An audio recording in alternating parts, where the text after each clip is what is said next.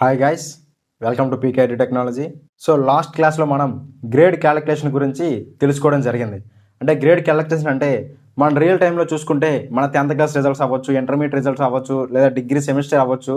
So మనకు వచ్చిన percentage బట్టి, మార్క్స్ బట్టి మన ఏ గ్రేడా బి గ్రేడ్ అని సో గ్రేడ్ క్యాలిక్యులేషన్ ఎలా చేస్తారు సాఫ్ట్వేర్లో, ఆ కోడ్ ఎలా రాస్తారు అనేది, సో ప్రోగ్రామింగ్ రాసి లైన్ టు లైన్ ఎలా ఎగ్జిక్యూట్ అవుతుందో చూపించాను మీకు ఎగ్జాంపుల్ అనేది. సో అంటే మీకు 90 మార్క్స్ ప్లస్ వస్తే ఏ గ్రేడ్ అని, 80 మార్క్స్ ప్లస్ వస్తే బి గ్రేడ్ అని, 70 మార్క్స్ ప్లస్ వస్తే సి గ్రేడ్ అని. సో మనకి మార్క్స్ ఎంటర్ చేయగానే మనకి గ్రేడ్ అనేది మీకు ఎంత గ్రేడ్ వచ్చిందని ఈజీగా చూపిస్తుంది అనమాట. సో ప్రతి ఓడికి అలా టాలీ చేయాలంటే కష్టం కాబట్టి సో మనం ఈజీగా మార్క్స్ ఎంటర్ చేయగానే మన ఏ గ్రేడ్ అని తెలుసుకోవడం కోసం సో ఒక చిన్న కోడ్ రాసాం. అది ఎలాగో ఎగ్జిక్యూట్ అవుతుందని కూడా చూపించాను అనమాట. సో ఇప్పుడు మనం ఈ క్లాస్లో మనం some of first n natural numbers అంటే మనం ఏదైనా ఒక నెంబర్ ఎంటర్ చేస్తే ఆ నెంబర్ ముందున్న న్యాచురల్ నెంబర్స్ అన్ని యాడ్ చేయాలన్నమాట. సో అదే some of first n natural numbers. For suppose ఎగ్జాంపుల్గా చూసుకుంటే 5 అనే నెంబర్ ఇచ్చాం. సో 5 అనే నెంబర్ ముందు న్యాచురల్ నెంబర్స్ ఏముంటాయి? 1 2 3 4 5 ఉంటాయి కదా. So some of first n natural numbers, 5 అనే నెంబర్కి ముందున్న న్యాచురల్ నెంబర్స్ ఇవే కదా. సో ఇవన్నీ యాడ్ చేయాలన్నమాట. సమ్ చేస్తే ఎంత వస్తుంది? మనకి 15 వస్తుంది. ఇది అవుట్పుట్ అనమాట. సో మనం 5 నెంబర్స్ కాబట్టి యాడ్ చేస్తాం. 1 + 3 ఎంత అయింది? 1 + 2 3 + 3 6 + 4 10 + 5 15 అయింది. సో ఇక్కడ 5 నెంబర్స్ కాబట్టి చేస్తాం. అదే ఇప్పుడు 3 నెంబర్కి చూద్దాం. 3 అని ఇచ్చాం. 3 ఏముంటాయి? 1 + 2 + 3 ఏమైంది?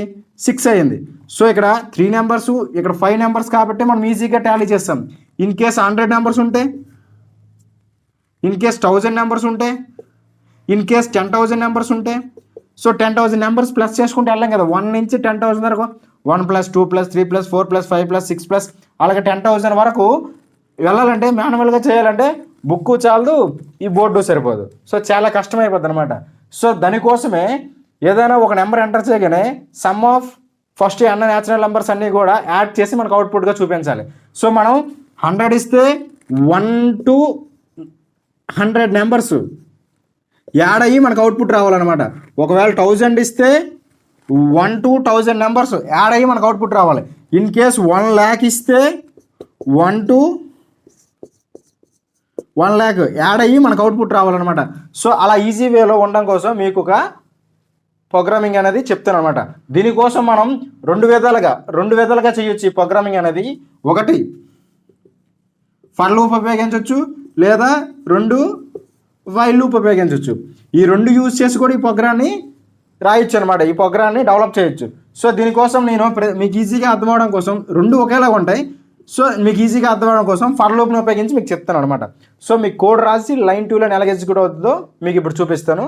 ఓకేనా? సో అందరూ కూడా ఎండ్ వరకు చూడండి. మీకు లైన్ టు లైన్ ఎగ్జిక్యూషన్ చేసి మీకు అవుట్పుట్ చూపిస్తాను.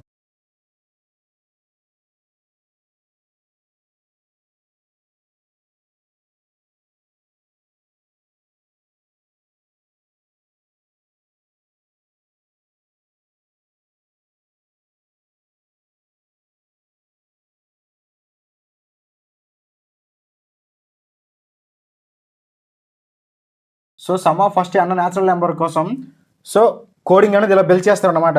సో మీరు ఏదైనా నెంబర్ ఎంటర్ చేయగానే ఆ నెంబర్కి ఉన్న ఫస్ట్ న్యాచురల్ నెంబర్స్ అన్నీ యాడ్ అయ్యి మనకు అవుట్పుట్ వస్తుంది. సో మీకు చెప్పాను కదా, 5 అని మీరు ఎంటర్ చేశారు అనుకోండి. 5 ముందు న్యాచురల్ నెంబర్స్ ఏముంటాయి? 1 2 3 4 5 1. ఒక్కొక్క డిజిట్ని యాడ్ చేయండి. ఒక్కొక్క డిజిట్కి ఫస్ట్ 1 1 + 1 1 + 2 3 3 + 3 6 6 + 4 10 10 + 5 15. సో అలాగా ప్రతి నెంబర్కి చేయాలంటే కష్టమైపోద్ది అనమాట. సో చిన్న నెంబర్లు అయితే మనం చేసేస్తాం సింగిల్ డిజిట్ అయితే. అదే 3 డిజిట్ 4 డిజిట్స్ ఆ 10 డిజిట్స్ నెంబర్ అయితే మీరు ఎంటర్ చేస్తే సో పేజెస్ చాలా అనమాట. మాన్యువల్గా చేయాలంటే చాలా కష్టం. అదే ఇలా కోడ్ బిల్ చేసుకుంటే నెంబర్ ఎంటర్ చేయగానే సమ్ ఎంతో మీకు అవుట్పుట్ వచ్చేస్తుంది అనమాట. సో మీకు ఇది ఎలా ఎగ్జిక్యూట్ అవుతుందో ఇప్పుడు మీకు లైన్ టు లైన్ చేసి చూపిస్తే చూడండి. సో ఇది మీరు VS కోడ్లో కానీ ఈ కోడ్ రాస్తే మీరు F6 కొట్టగానే డైరెక్ట్గా కంపైలేషన్ జరిగి ప్రోగ్రామింగ్ అనేది రన్ అయిపోతుంది, ఎగ్జిక్యూట్ అయిపోతుంది. సో మీరు వాల్యూ స్కాన్ఎఫ్ ఉపయోగించాం కాబట్టి వాల్యూని ఎంటర్ చేయగానే మీకు ఎంత నెంబర్ సమ్మ కావాలి, ఏ నెంబర్ యొక్క సమ్మ కావాలని మీరు ఎంటర్ చేస్తే మొత్తం ఆ నెంబర్ ముందున్న న్యాచురల్ నెంబర్స్ అన్ని యాడ్ అయ్యి మీకు అవుట్పుట్ విత్ ఇన్ సెకండ్లో వస్తుంది. అదే మీరు టర్బో సీలో కానీ రాస్తే ఆల్ట్ ప్లస్ F9 కొడితే కంపైలేషన్ జరుగుతుంది అనమాట. ఫస్ట్ ఎర్రర్స్ ఏమైనా ఉన్నాయా లేవనేసి. ఎర్రర్స్ ఏమీ లేకపోతే ఆల్ట్ ప్లస్ F10 కొట్టగానే మీకు రన్ అయిపోద్ది అనమాట. రన్ అయిన తర్వాత మీరు వాల్యూ ఎంటర్ చేస్తే మీకు అవుట్పుట్ వస్తుంది. ఓకేనా? సో సిస్టమ్కి తెలుసు మీరు రాసింది తప్ప రైటా. ఒకవేళ రైట్ అయితే అవుట్పుట్ ఎలాగ ఇవ్వాలో, ఎలాగ ఎగ్జిక్యూట్ చేయాలో సిస్టమ్కి తెలుసు. నీకు తెలియాలి కదా, కోడ్ రాసావు, ఇది ఎలాగ ఎగ్జిక్యూట్ అవుతుందో నీకు తెలిస్తేనే కదా కోడ్ రాయగలవు. ఓకేనా? సో నాకు తెలుసు కాబట్టి నేను కోడ్ రాశాను. ఇప్పుడు ఇది ఎలాగ ఎగ్జిక్యూట్ అవుతుందో, మీకు సిస్టమ్ ఏ విధంగా ఎగ్జిక్యూట్ చేసుకుని నీకు అవుట్పుట్ ఇస్తుందో ఆ విధంగా ఇప్పుడు ఎగ్జిక్యూట్ చేసి లైన్ టు లైన్ మీకు ఎక్స్ప్లెయిన్ చేస్తాను, వినండి. ఓకేనా? సో ఇప్పుడు ఎగ్జిక్యూషన్ రన్ అయిపోయింది, ప్రోగ్రామింగ్ రన్ అయిపోయింది అనమాట. ఎలాగ ఎగ్జిక్యూట్ అవుతుంది ఇప్పుడు మీకు చూపిస్తాను. సిస్టమ్ ఎలాగ ఎగ్జిక్యూషన్ చేసుకొని నీకు అవుట్పుట్ ఇస్తుంది, మొత్తం లాస్ట్లో అవుట్పుట్ నీకు ఎలాగేస్తుంది ఇప్పుడు చూపిస్తాను. ఫస్ట్ ఇక్కడికి వచ్చింది అనమాట. ఏముంది? హ్యాజ్ ఇంక్లూడ్ stdio.h అనే హెడర్ ఫైల్ ఉంది. సో నెక్స్ట్ లైన్కి వస్తుంది. నెక్స్ట్ లైన్ ఇచ్చిన తర్వాత ఇంట్ మెయిన్ తీసుకున్నాం.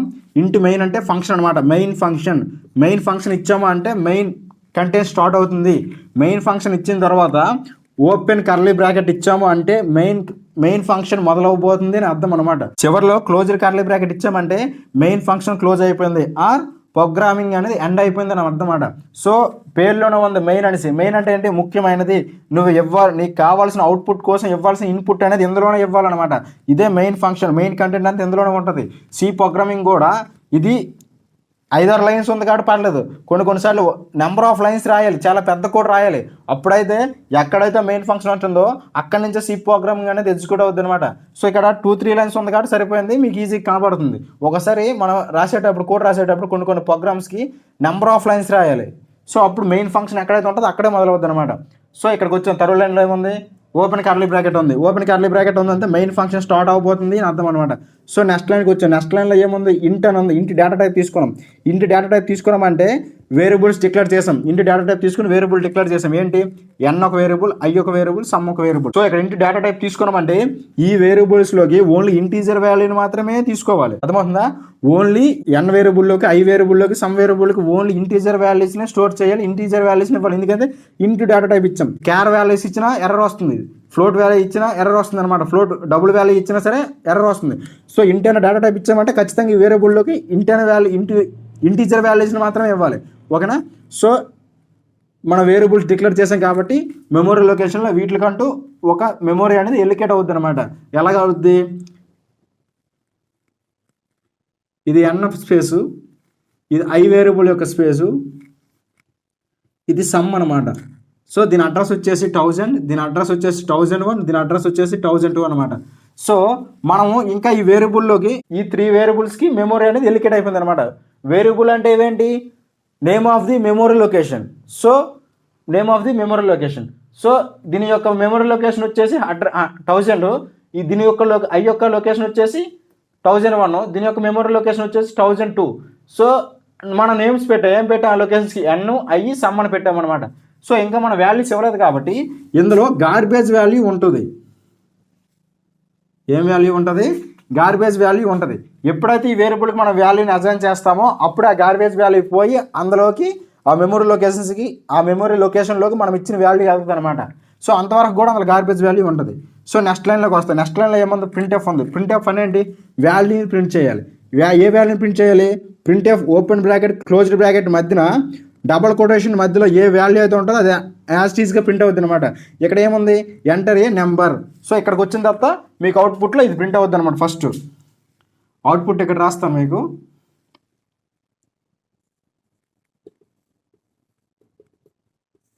ఏమని ప్రింట్ అవుద్ది?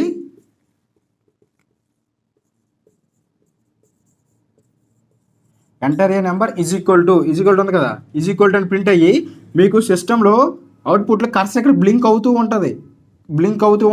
అది ఎందుకు అవుతుంది ఇప్పుడు చెప్తా చూడండి. ప్రింట్ ఆఫ్ ఇచ్చాం, ఇది ఎగ్జిక్యూట్ అయిపోయింది. నెక్స్ట్ లైన్లోకి వస్తుంది. ఇక్కడ స్కాన్ ఆఫ్ ఇచ్చాం కాబట్టి ఇక్కడ కర్సర్ బ్లింక్ అవుతూ ఉంటుంది. ఎందుకు? స్కాన్ అప్ పని ఏంటి? To read the data on console in run time. Scan up పని ఏంటి? రన్ టైంలో డేటాను రీడ్ చేసుకోవాలి. అంతే. ఇక్కడ ఒక వేరియబుల్ ఉపయోగించాం. ఏ డేటాను రీడ్ చేసుకుంటుంది? n వేరియబుల్ యొక్క డేటాను రీడ్ చేసుకుంటుంది. సో n వేరియబుల్ డేటాను రీడ్ చేసుకోవాలని సిస్టమ్కి స్కాన్ఎఫ్కి ఎలా తెలుస్తుంది? దాని ముందున ఎండ్ అనే సింబల్ ఉపయోగిస్తాం అనమాట. ఏ వేరియబుల్కి అయితే మనం డేటాను అసైన్ చేయాలనుకుంటున్నాం రన్ టైంలో ఆ వేరియబుల్కి స్కాన్ఎఫ్లో ఎండ్ అనే సింబల్ని ఆ వేరియబుల్ ముందు ఉపయోగించాలన్నమాట. సో ఇందులో మనం ఇంటీజర్ వాల్యూని ఇస్తాం కాబట్టి %d ఫార్మాట్ స్పెసిఫైర్ దేనికి ఇంటీజర్కి ఇంట్ అనే డేటా టైప్కి %d ఫార్మాట్ స్పెసిఫైర్ అనమాట. ఇంటీజర్ వాల్యూని రీడ్ చేసుకోవాలన్నా ప్రింట్ చేయాలన్నా సరే %dని ఉపయోగిస్తాం. సో మనం ఇచ్చిన వాల్యూ అనేది ఇందులో స్టోర్ అవుతుంది అనమాట. ఫర్ సపోజ్ మీరు n అనే వేరియబుల్కి 5 ఇచ్చారు. అప్పుడు n అనే వేరియబుల్లో మెమరీ లొకేషన్లో గార్బేజ్ వాల్యూ పోయి 5 స్టోర్ అవుతుంది అనమాట. ఇక్కడ ఎప్పుడైతే స్టోర్ అవుతుందో ఇక్కడ ప్రింట్ అవుతుంది 5 అని, అర్థమవుతుందా? ప్రింట్ అవుతుంది. సో అప్పుడు నెక్స్ట్ లైన్కి వస్తుంది అనమాట. నెక్స్ట్ లైన్లో ఏముంది? కండిషన్ ఉంది. ఏటుంది? ఫర్ లూప్ ఉందన్నమాట. సో ఆ ఫర్ లూప్ ఎగ్జిక్యూట్ అయిన తర్వాత మనకి అవుట్పుట్ వస్తుంది అనమాట. చూడండి, ఫర్ లూప్ ఎప్పుడైనా సరే 3 కండిషన్లు ఉంటాయని చెప్పాను. ఏంటి? ఇదొక సెమీకోలం. ఫస్ట్లో ఉన్నది ఇన్స్లైజేషన్, వాల్యూని ఇన్స్లైజేషన్ చేయాలన్నమాట. సెమీకోలం తర్వాత ఉన్నది, ఫస్ట్ సెమీకోలం తర్వాత ఉన్నది కండిషన్, సెకండ్ సెమీకోలం తర్వాత ఉన్నది ఇటరేషన్ ఆర్ ఇంక్రిమెంటర్ డిక్రిమెంటర్ కూడా అంటారు అనమాట. సో ఈ 3 పార్ట్స్ ఉంటాయి అనమాట. ఇందులో ఈ పార్ట్ ఇవ్వకపోయినా పర్లేదు, కండిషన్ మాత్రం ఖచ్చితంగా ఉండాలి, ఈ సెమీకోలమ్స్ ఇవ్వాలి. ఈ పార్ట్ ఇవ్వకుండా ఈ పార్ట్ ఇక్కడ ఇన్స్లైజ్ వాల్యూ ఐకి వాల్యూ ఇక్కడ ఇన్స్లైజేషన్ చేయకపోయినా పర్లేదు, కానీ ఈ సెమీకోలం ఇచ్చి కండిషన్ ఖచ్చితంగా ఇవ్వాలి, ఈ సెమీకోలం ఇవ్వాలి. ఈ సెమీకోలం ఇచ్చేసి ఇక్కడ ఇటరేషన్ ఇక్కడ ఇవ్వకపోయినా పర్లేదు అనమాట. కానీ ఫర్ లూప్ యొక్క సింటాక్స్ మాత్రం ఇది. ఫస్ట్ ఇన్స్లైజేషన్, తర్వాత కండిషన్, తర్వాత ఇంక్రిమెంటర్ డిక్రిమెంటర్. సో ఈ కండిషన్ ఫస్ట్ చెక్ చేస్తుంది అనమాట. ఏముంది కండిషను?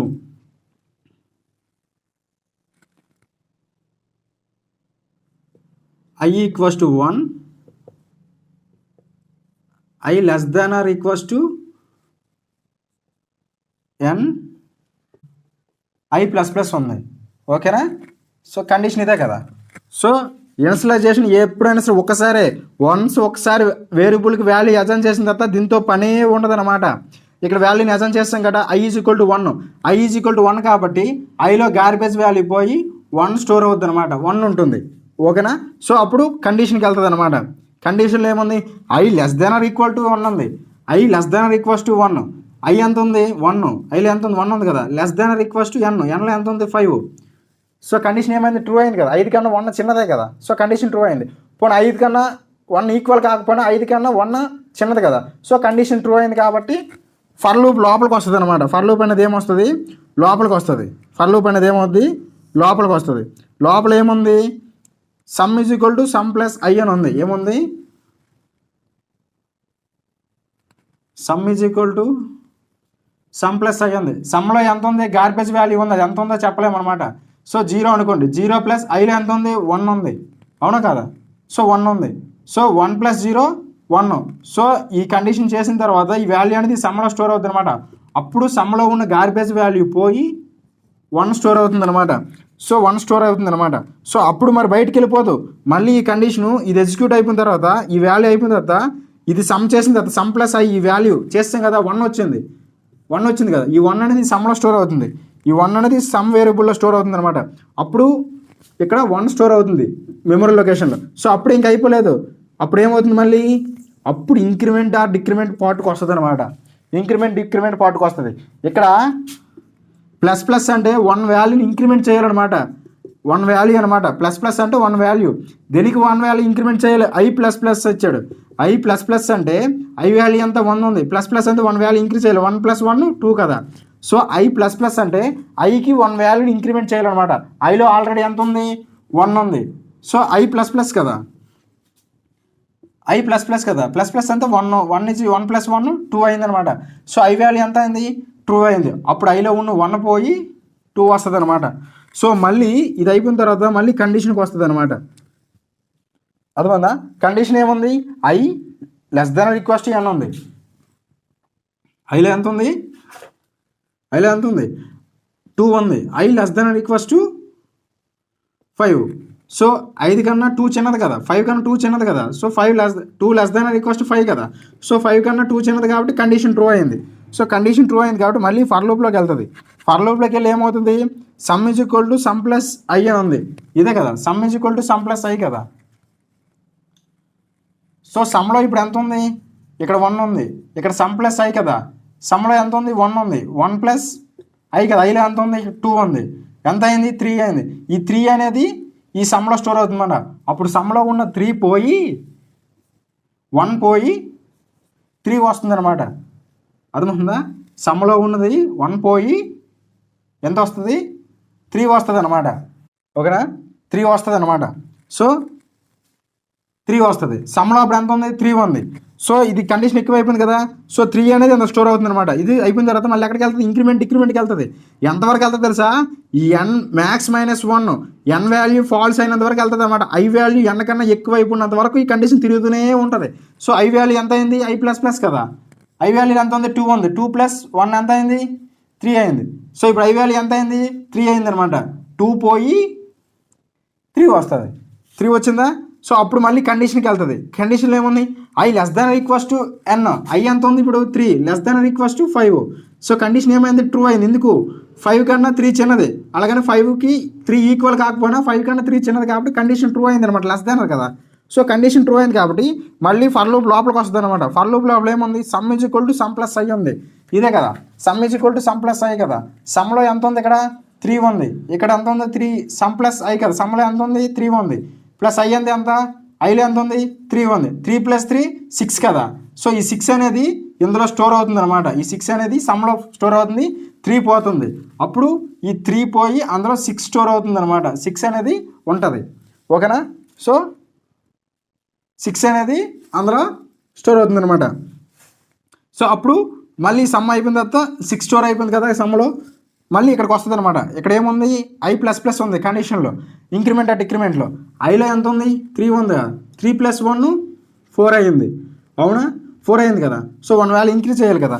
సో మళ్ళీ ఎక్కడికి వస్తుంది? కండిషన్కి వస్తుంది. కండిషన్లో ఏముంది? i <= 1 ఉంది. ఐలో ఎంత ఉంది? 4 ఉంది. <= n ఉంది. సో కండిషన్ ట్రూ అయింది కదా. 5 కన్నా 4 చిన్నదే కదా. సో కండిషన్ ట్రూ అయింది కాబట్టి మళ్ళీ ఫర్ లూప్లోకి వస్తుంది. ఫర్ లూప్లో ఏముంది? సమ్ = ఇక్కడ చూడండి, ఇనిషియలైజేషన్ ఓన్లీ 1 టైం వాల్యూని అసైన్ చేసిన తర్వాత దాంతో పనే లేదు. అర్థమవుతుందా? సో ఈ రెండే తిరుగుతుంటాయి లాస్ట్ వరకు.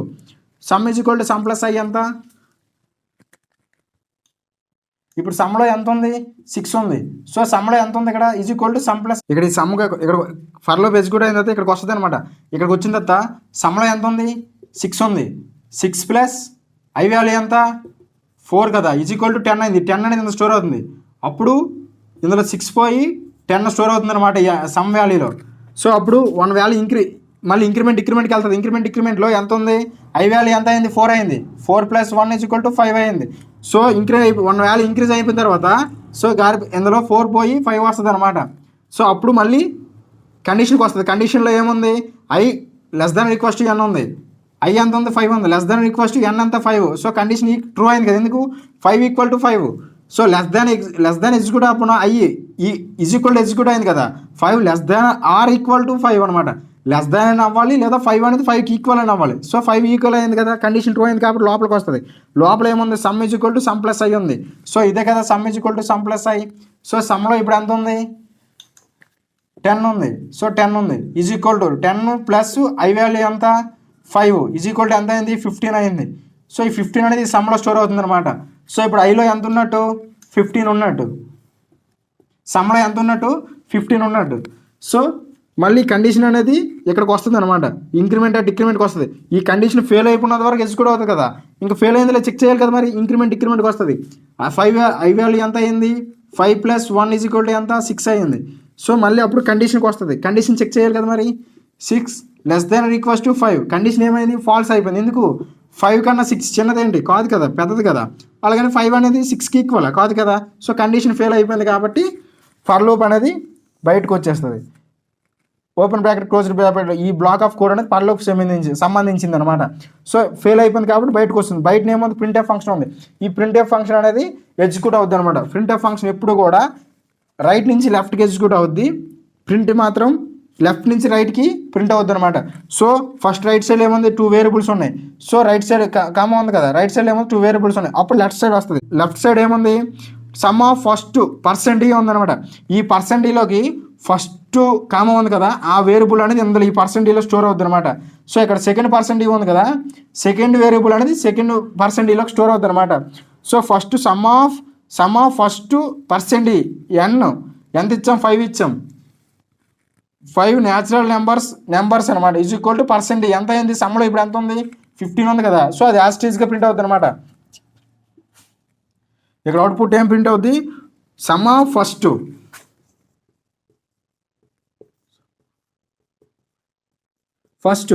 సో ఇక్కడ పర్సెంట్ ఇవ్వండి కదా, పర్సెంటేజ్లోకి ఏ వాల్యూ స్టోర్ అవుతుంది, ఎన్ వాల్యూ ఫస్ట్ కామా ముందు ఇదే ఉంది కదా, ఫస్ట్ కామా ముందు ఉంది కదా, ఫస్ట్ వేరియబుల్ డేటా అనేది పర్సెంటేజ్లో స్టోర్ అవుతుంది. ఫస్ట్ వేరియబుల్ ఎంత ఉంది, 5 ఉంది. 5 న్యాచురల్